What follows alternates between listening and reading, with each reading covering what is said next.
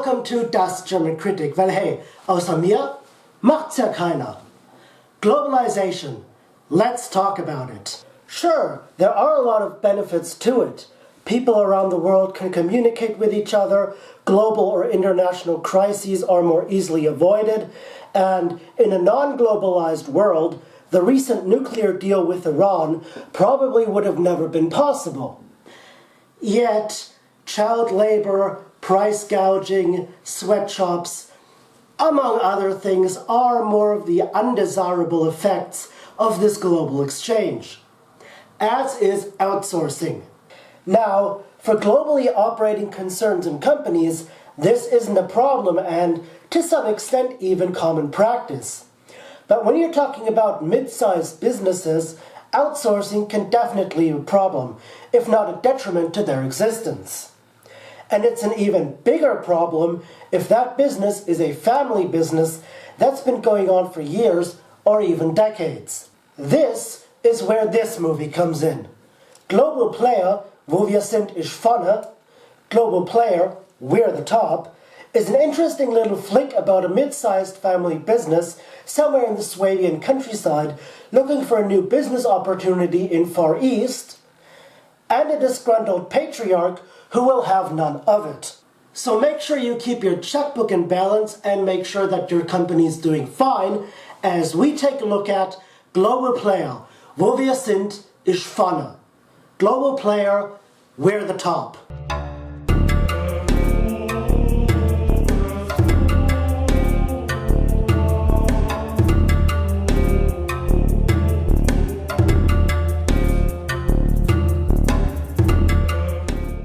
The film begins with Michael, played by Christoph Bach, both in Shanghai and the quiet town of Hechingen, which is a real place, by the way, just in case you were wondering. Michael is the CEO of Bogenschütz und Söhne, Bogenschütz and Sons, a company specialized in producing machines for textile production. Cut to Mike's office, where we meet his father, Paul Bogenschütz, played by Walter Schultheiß. Not having seen his son in a while, he immediately asks him about China. Wie war China?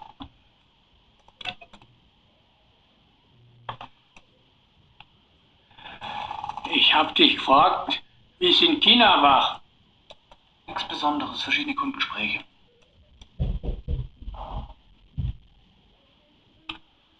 Verschiedene Kundengespräche. Gib mir mal die neueste Geschäftszahlen. Am Geschäftszahlen hat sich seit 2 Wochen nicht viel geändert, Vater. Ich möchte die aber trotzdem noch einmal sehen. Und ich möchte jetzt in Ruhe schaffen und dir keine Geschäftszahlen erklären müssen. Sometime later in Bogenschütz Manor, we're introduced to Paul's caretaker Agnieszka, played by Monika Anna Wojtylo, and we get a sense of how much not just she, but everyone else, is treating him more like a grown child than the adult that he actually is. What's interesting in this scene is that we also see an old photo of the company's interior, as well as an old photo of Paul as a soldier in World War II. What's the relevance of this? Don't worry, we'll find out later.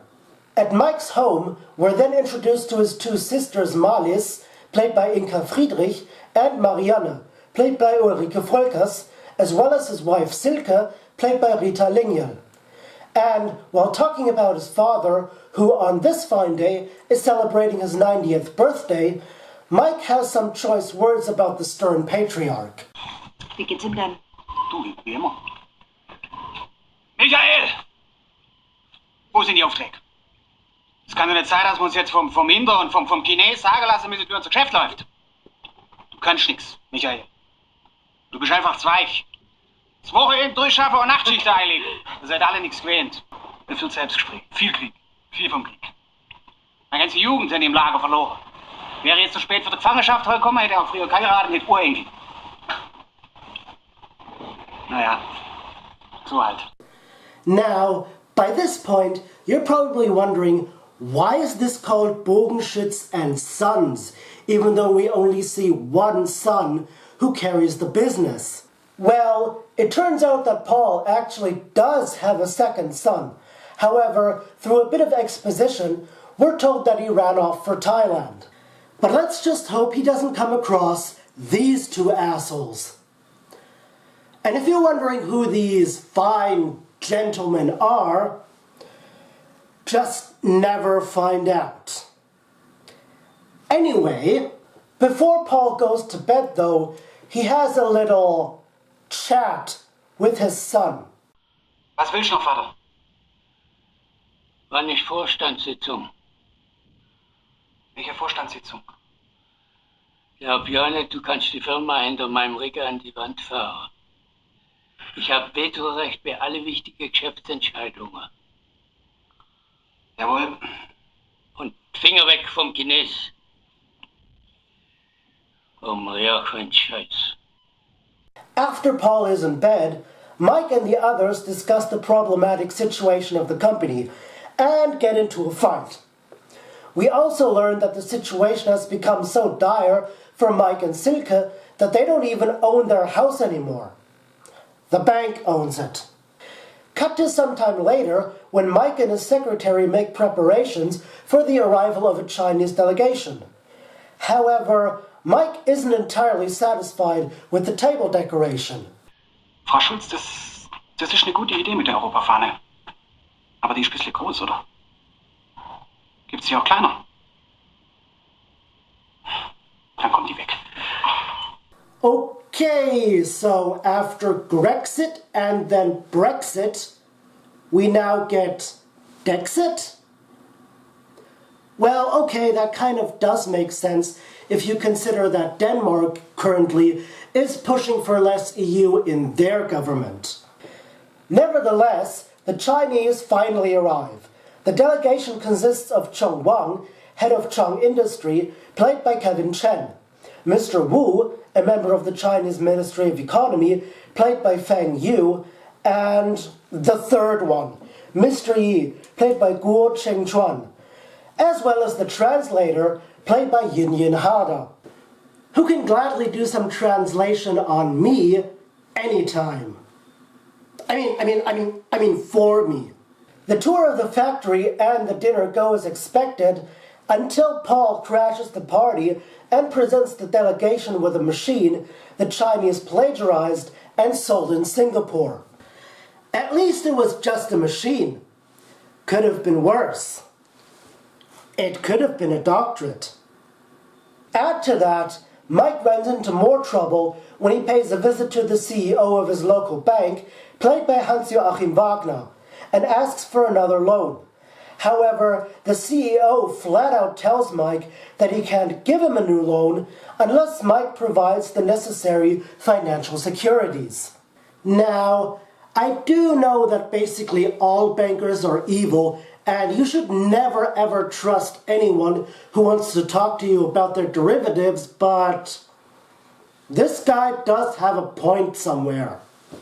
And as if this wasn't bad enough, the company can't pay its workers anymore. But luckily for Mike, a big order that had been mentioned earlier in the film has now been confirmed. So there is hope for the company after all? No, sadly not. Because when Mike talks to his supplier, played by Uwe Zellner, his supplier regrets to inform him that his company has decided to outsource the production to Bangladesh. So, in order to save the company from total ruin, Paul decides to go to Cologne and Berlin to see Maris and Marianne respectively, in order to convince them to give their houses to the bank, as Mike has already done. Yet, when in Cologne, it turns out that Maris is not as cooperative as Paul had hoped. And for good reason, as Maris is now running a yoga business with employees and branches throughout the country herself. And, naturally, the two get into a big fight with each other. You know what would really ease Paul's tension? A bit of yoga. But, then again, maybe not, because, according to this idiot here, yoga is a gateway to the occult. Just like mirrors. I am dead serious about this. So while Paul travels to Berlin to talk to Marianne about the same issue, in Hechingen, it seems that the wayward but prodigal son has returned as Matthias Bogenschütz, played by Stefan Hallmeier, pays his troubled brother a visit, and it appears that the prodigal son knows more about global economics than the one who's actually running the company. Das Problem ist doch jetzt mal global gesehen. China gegen USA. USA richtet den Pazifik massiv auf. China auch. Alles voller Kriegsschiffe. Gleichzeitig findet ein Währungskrieg statt. Der Chines hält seine Währung mit Absicht unterbewertet. USA hat massive Schulden an China. Der Amerikaner importiert ohne Ende. Der Chines sitzt jetzt auf riesiger Währungsreserve. Billionen Dollar. Was macht Amerika? Amerika druckt Geld ohne Ende. Warum? Damit der Dollarberg in China nicht mehr so viel wert ist, verstehst du? Was ist die Folge? Der Chines will jetzt sein Geld in Sachwerte erlegen. Deshalb kaufen die auch überall, Afrika, Südamerika, überall auf der ganzen Welt und da bei dir dahin. Ist doch klar. Natürlich wollen die dein Know-how, aber die wollen hauptsächlich ihr Geld erlegen. Und jetzt sage ich dir noch was. Wenn ich Europa wäre, ich würde es genauso machen. Einfach Gelddrucker, Drucker, Waschmaschine hergeben, los damit wir Amerikaner Geld drucken. Nur so hat Europa eine Chance gegen China und die USA, verstehst du? In Berlin, Paul finally meets with Marianne and her boyfriend, Andrew Tannenbaum. His name is Christmas Tree. Really? You couldn't have picked a better name? Marianne tells her father that she and Andrew had been together for 10 years by this point. Naturally, Paul questions why she never told him sooner. Andrew then chimes in and tells them that his grandparents had died in one of the concentration camps and that he didn't want to enter into an awkward discussion about it. Paul negates this and then tells them about his experiences during the war and that the only reason he worked his ass off was to distract himself from his memories of those times. It is indeed a very touching and very moving scene, and honestly, one that actually did sort of surprise me. But more about that later. Cut to some time later when Malis presents Mike with her idea on how to save their family's business. What's her plan, you may ask? Yoga wear! Basically, the idea is this. Since yoga is becoming ever more popular, and since more and more people are switching over to products produced and distributed under a fair trade license, it only makes sense if their company jumps on the bandwagon. Naturally, Mike is intrigued by this. However, in order for this to even work at all, they first have to negotiate with the Chinese investors. Thus, the two fly off to Shanghai in order to settle an agreement. Long story short, they reach a settlement. How did they come to this settlement, you may ask? Well, most of it is thanks to Malis insane proposal. Wir können viel von ihnen lernen. Ich finde zum Beispiel großartig, dass hier ältere und jüngere Menschen morgens gemeinsam im Park Frühgymnastik machen. Das sollten wir in Deutschland übernehmen. Das würde die Kosten im Gesundheitswesen drastisch senken. Und weil bei Ihnen die älteren Menschen im Park Frühgymnastik machen, da brauchen Sie doch das Textilmaschinenpatent für den medizinischen Strumpf, insbesondere für den Antithrombosestrumpf gar nicht. Oh, and because one of the Chinese investors gets Mike's yellow speeder. The two immediately tell their father and sister about the settlement, minus some of the concessions on their part, of course. This leads to the very touching last scene of Paul remembering his deceased wife before he too passes away peacefully. Due to the concessions made, Bogenschütz & Sons is now under new leadership and has even employed 2 Chinese guest workers. The last scene of the film is a scene in which the translator is completely over-challenged as 2 workers try to convey a problem with a machine, all while speaking completely in dialect. Nothing about that scene, really. I just think it's funny. So, this was Global Player. Wo wir sind, ich vorne. And I have to say, I'm pleasantly surprised by it. In many ways, this film reminded me of Goodbye Lenin, most notably because of the advertisement. Both movies were originally marketed as a comedy of sorts, With GL, it was the hilarity of recreating East Germany on 79 square meters, and in GP, it was the hilarity of a crazy culture clash between Chinese Far East and South German West. And both films are neither. The thing I like most about this movie, and the note I would like to finish on, is the subtlety of imagery. For example, at the start of the movie, we are shown the stark contrast between the polluted, populous, and bustling city of Shanghai and the idyllic, quiet, clean, and traditional town of Hechingen. Another subtle use of imagery are the photos in Mike's office showing all the previous owners of the company, indicating that this place has a long and proud history and, ultimately, what's at stake for Mike and Paul.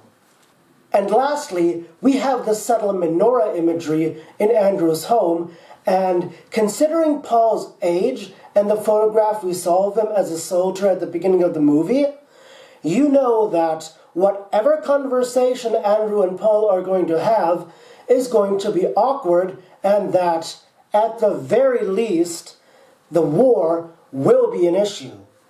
This was Das German Kritic, and after watching this movie, I've now decided to outsource my entire production to South Korea. No, wait. Actually, that makes no sense at all.